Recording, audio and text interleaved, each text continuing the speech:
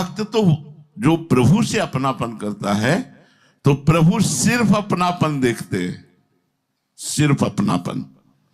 यही हमारी विजय है, यही हमारी विजय है कि प्रभु अपनापन को देखते हैं, अपने जन के दोष नहीं देखते। अगर वो हमारे दोष देखें तो हम कभी प्रभु की प्राप्ति कर ही ना पावे, प्रभु लायक ही नहीं है। क्योंकि बहुत जन्मों से जगत से खेलने का स्वभाव बन गया है, मनोरंजन करने का स्वभाव बन गया है। तो हमारा मन जगत में ही खेलना चाहता, भगवान के साथ नहीं खेलना चाहता ईमानदारी से। और जबकि ये भगवान हमारे नित्य सखा हैं, वो हमारे नित्य प्रिय हैं, उनके साथ खेलने में ही परम शांति, सुख और जीवन का लाभ है। लेकिन ये मूर्ख मन मानता ही नहीं, ये संसार के साथ खेलना चाहता है। जो सब दगाबाज पाए जान जगत में सब जन कपटी कुटिल कलयुगी तंचु, कलयुग के द्वारा ग्रसित सबकी बुद्धि।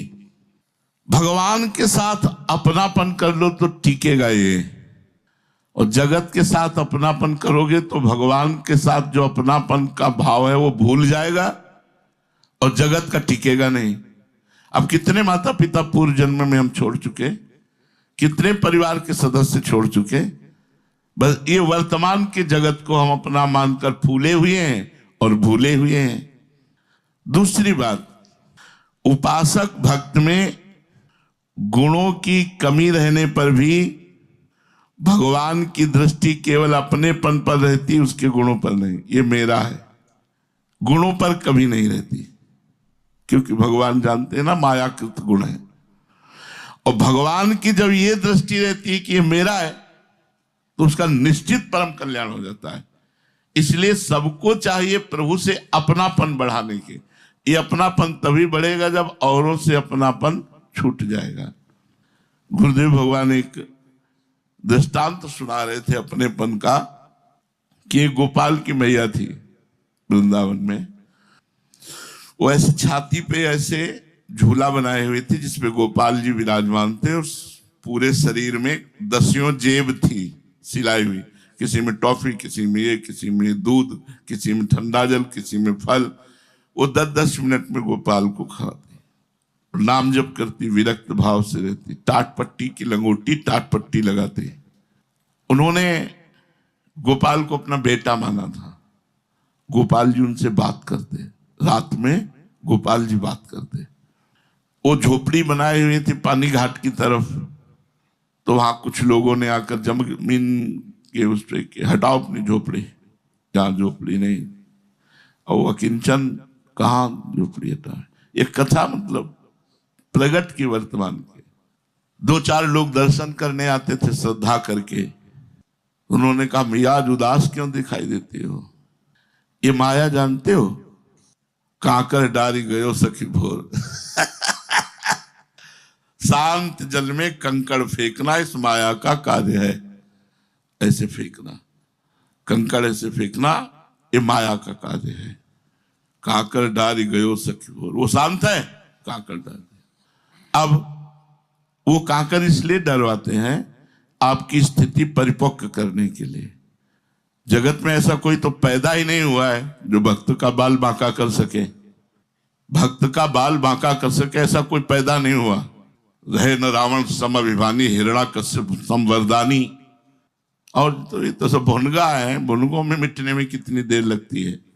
माया के सब रचित भुनगा है, काम क्रोध लोभ मोह मद मत्सर, अरे अखिल कोटि ब्रह्मांड नायक के दास हैं। हमें जो अवगुण है, हमें जो दोष है, स्वामी ठीक करे, स्वामी जाने। सीम की चाप सके को तासु, बड़ रखवा रमापति जासु। पर उसी का आश्रय लेना है। अब उन मैया से उन्होंने कहा मैया आज उदास दिखाई देती हो। तो कहा, और 2-4 लोग आए थे, उन्होंने कहा कुटिया खाली कर दो, जगह यहाँ से हट, हमारी जगह है, हमारी जगह से शाम तक कुटिया हट जानी चाहिए। हम कहाँ लाला को लेकर जाएं, हमारे तो कुछ है नहीं, अकिंचन थी। उन्होंने कहा मैया चिंता मत करो, रुपए से, शरीर से, सबसे जो कुछ होगा हम देख लेंगे, कुटिया यहां से नहीं हटेगी, आप निश्चिंत हो जाओ। तो मैया ने कहा लाला तेरा ही भरोसा है, लाला तेरा ही भरोसा है। उनका आप निश्चिंत रहो, तुम हम देख लेते हैं। भाई अगर विपक्ष है तो पक्ष भी भगवान ही है, विपक्ष भी भगवान है तो पक्ष भी भगवान रूप धारण करके आते हैं। अब रात्रि में जब दूध पिलाए तो लाला को, तो लाला बात ही नहीं कि मूर्ति रूप बने रहे, जैसे मूर्ति पीतल की, बस वैसे, नहीं तो साक्षात बैठ के बात करते थे। और वो तो विकल हो गई, बहुत रोई कि लाला क्या गलती हो गई हमसे। जब बहुत विकल हो गई तो उन्होंने कहा अब तुम्हारे दूसरे लाला हो गए ना, कहा कि लाला तेरा ही सहारा, तो उन्हीं का सहारा रखो, अब हम नहीं बोलेंगे आपसे। बोले गलती पड़ी। अनन्यस चिंतयन्तो माम, भरोसा एकमात्र प्रभु का, एकमात्र प्रभु का भरोसा। जवान से भी दूसरे का भरोसा नहीं निकलना चाहिए कि तुम्हारा ही सहारा, चाहे जितनी बड़ी विपत्ति हो, बैठ जाओ चुपचाप शांत। और श्री जी का सहारा है, था, रहेगा। अब उनका मैंने अपमान करवाने को, तो भैया इतना सम्मान मिला तो थोड़ा अपमान भी, अपमान में काहे को, अगर किसी का सहारा ले लिया तो यही तो प्रश्न किया गया था कि तुम सहारा लोगे कि नहीं लोगे किसी का। आप कोई ऐसा भक्त चरित्र बताओ जिसमें समस्याओं का जाल ना बिछाओ। भक्तों के जीवन में समस्याओं का जाल माया बिछा देती, अब निकल के दिखाओ इससे। पर निकलना है केवल भगवत सहारे से, किसी और का सहारा नहीं ले लेना। नहीं और का सहारा तो फिर क्या मजा, फिर क्या आया भक्ति का, अगर किसी और का सहारा ले लिया। अपबल तपबल और बाहुबल, चौथो बल है दाम। अपने परिचय का बल और सब बल का, फिर वो भक्ति नहीं रह गई, फिर तो बात अलग हो गई।